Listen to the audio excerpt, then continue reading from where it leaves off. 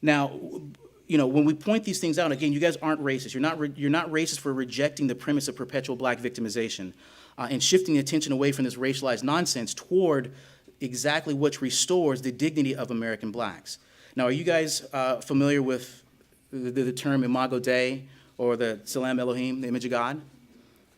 Just like everybody else, blacks are created in the image and likeness of God.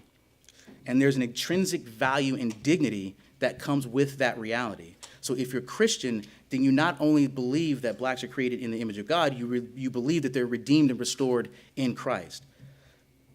Sin robs us of our dignity.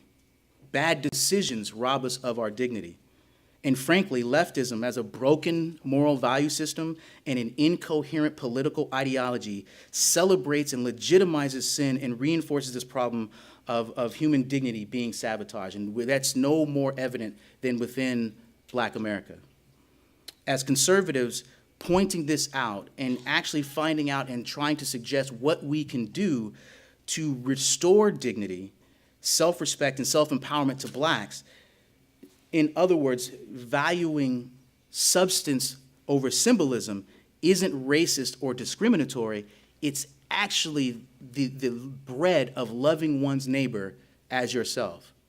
So what I want you guys to do is, it's going to take some time. You guys are going to have to develop your own ways of communication on how to approach this racial narrative, or to approach the race topic, okay? Ideally, I would like to see that all of us, as conservatives, just talk to people as people. The color of my skin is about as interesting as my shoe size. It doesn't tell you anything about me whatsoever.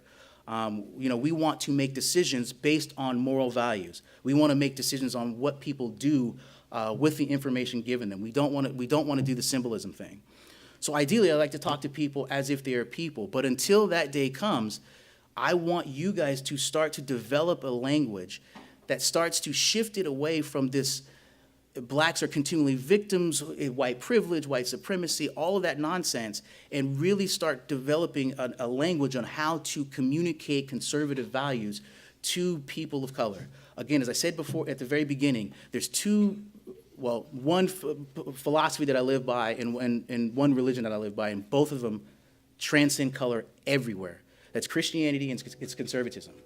So you guys have a responsibility to go out and prove that conservatism isn't relegated to white faces.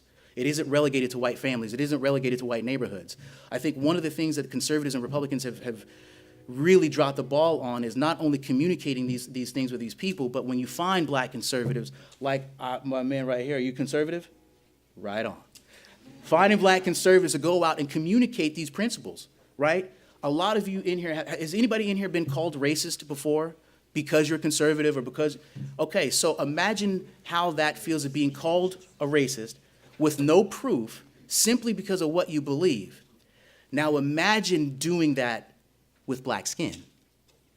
So whatever you guys have been called, whatever you guys will be called, it pales in comparison to what blacks who are conservative have to endure by being conservative. And the one thing that I would want you guys as conservatives and as white conservatives to take away is that once white conservatives have the courage of black conservatives, we will change this country for the better. And it will take a long time for the left to overcome that.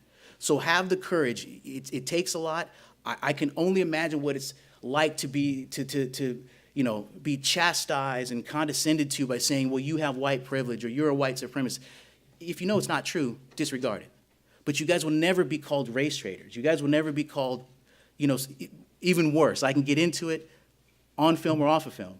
But you'll never be, called an Oreo cookie or a coconut, a race traitor, right? A sellout, the white man's mouthpiece.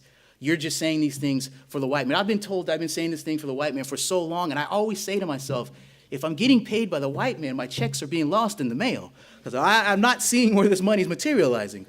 But you guys will never, ever, ever, ever be assailed the way that black conservatives are. So look at the courage that black conservatives have, and the one thing that you'll know that they have courage is because they never relinquish their conservatism. They stand on the courage of their convictions. So if they can endure that, you guys can endure it as well.